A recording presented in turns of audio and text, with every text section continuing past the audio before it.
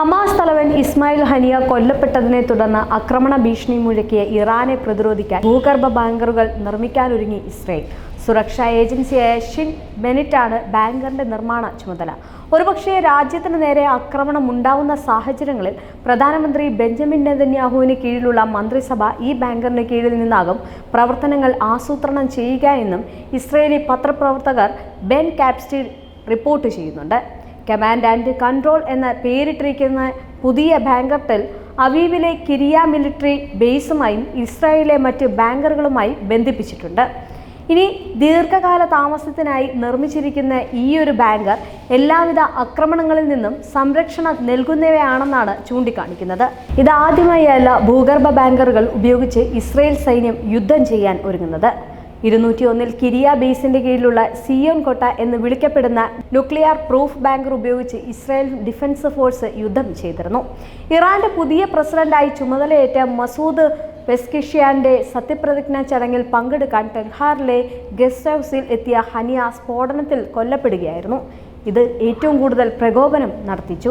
തുടർന്ന് ഇറാൻ പ്രത്യാക്രമണം നടത്തുമെന്ന് US ഇസ്രായേലിന് മുന്നറിയിപ്പ് നൽകിയിരുന്നു. കൂടാതെ ചൊവ്വാഴ്ച ഹിസ്ബുള്ള കമാൻഡറായ ഫുവാദ് ഷുക്കാറിനെ ഇസ്രായേൽ കൊലപ്പെടുത്തിയതിന്റെ ഭാഗമായി ഹിസ്ബുള്ളയും ഇറാനൊപ്പം പങ്കുചേരാനുള്ള സാധ്യത തള്ളിക്കളഞ്ഞിരുന്നില്ല.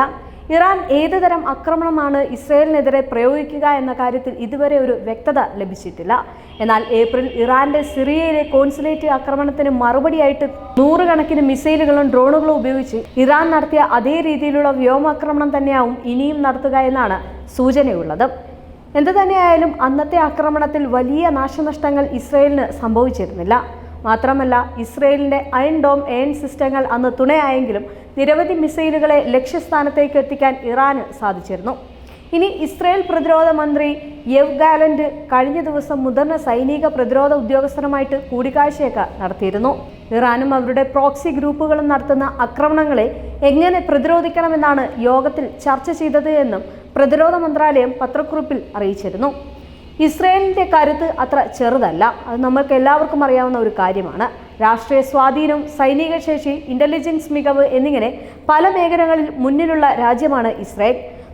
1376 ടാങ്കുകളും 43,407 വാഹനങ്ങളും 650 പീരങ്കികളും 150 റോക്കറ്റ് ലോഞ്ചറുകളും ഇസ്രായേലിനുണ്ട്. ലോകത്തെ ഏറ്റവും അത്യാധുനിക സേനകളിലൊന്നാണ് അവരുടെ വായുസേന. ആധുനിക F-35 പോർ വിമാനങ്ങളടക്കം ഇസ്രായേൽ വ്യോമസേനയ്ക്ക് സ്വന്തമാണ്. പരമാവധി കൃത്യതയോടെ ലക്ഷ്യത്തിലെത്തി നിയന്ത്രിത സ്ഫോടനം നടത്തുന്ന സ്മാർട്ട് ബോംബുകൾ ഇസ്രായേലിനുണ്ട്.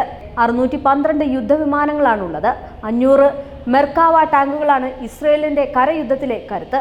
മിസൈലുകളെയും ഡ്രോണുകളെയും ലക്ഷ്യത്തിലെത്തിക്കും മുമ്പേ തന്നെ തകർക്കുന്ന അയൺ ഡോം അടക്കമുള്ളതിനാൽ മിസൈൽ വേദ സംവിധാനങ്ങളും ഇസ്രായേലിന് കരുത്താണ്. Stockholm International Peace Research Institute റിപ്പോർട്ടുകൾ പ്രകാരം ഇസ്രായേലിന്റെ കൈവശം 80 ആണവ ബോംബുകളുണ്ടെന്നാണ് റിപ്പോർട്ട്. ഇതിൽ 30 എണ്ണം വിമാനങ്ങളിൽ നിന്ന് തൊടുക്കുന്ന ഗ്രാവിറ്റി ബോംബുകളാണ്. ബാക്കി 50 എണ്ണം മധ്യദൂര ബാലിസ്റ്റിക് മിസൈലുകൾ ഉപയോഗിച്ച് തൊടുത്തുവിടുന്നവയാണ്. ആണവ ശക്തിയാണെങ്കിലും യുദ്ധത്തിൽ ഇസ്രായേലിന് ഈ കരുത്ത് പ്രകടിപ്പിക്കാനാവില്ല. എങ്കിലും അതിർത്തികൾക്കപ്പുറത്തേക്ക് നീളുന്ന യുദ്ധത്തിന് അല്ലെങ്കിൽ ആ ഒരു സാഹചര്യങ്ങളിൽ ഇസ്രായേലിന്റെ കരുത്ത് ഈ ഒരു ആണവായുധം തന്നെയായിരിക്കും. ഇനി ഇറാന്റെ കരുത്ത് നോക്കാം. ഇറാന്റെയും അത്ര ചെറുതല്ല. നിലവിൽ ആണവ രാഷ്ട്രീയമല്ലെങ്കിലും സജീവമായ ആണവ സമ്പുഷ്ടീകരണ പദ്ധതി ഇറാനുണ്ട്. അടുത്തിടെയായി ഇറാൻ ആണവ സമ്പുഷ്ടീകരണം നടത്തുന്ന തോത് വലിയ അളവിൽ ഉയർന്നിട്ടുണ്ട് എന്നുള്ള റിപ്പോർട്ടുകൾ പുറത്തു വന്നിരുന്നു. വെപ്പൺസ് ഗ്രേഡ് യുറേനിയം എന്ന തലത്തിന് വളരെ അടുത്താണ് ഇറാൻ എന്നും അഭ്യൂഹങ്ങളുണ്ടായിരുന്നു. 1996 ടാങ്കുകളും 65,765 വാഹനങ്ങളും 551 യുദ്ധവിമാനങ്ങളും 186 ആക്രമണ വിമാനങ്ങളും ഇറാനുണ്ട്. അതുകൊണ്ട് തന്നെ ഇരുവരുടെ യുദ്ധത്തിൽ ഭയപ്പെടുകയാണ് ലോകം. ഏറ്റവും കൂടുതൽ വിറയ്ക്കുന്നത് പശ്ചിമേഷ്യ തന്നെയാണ്.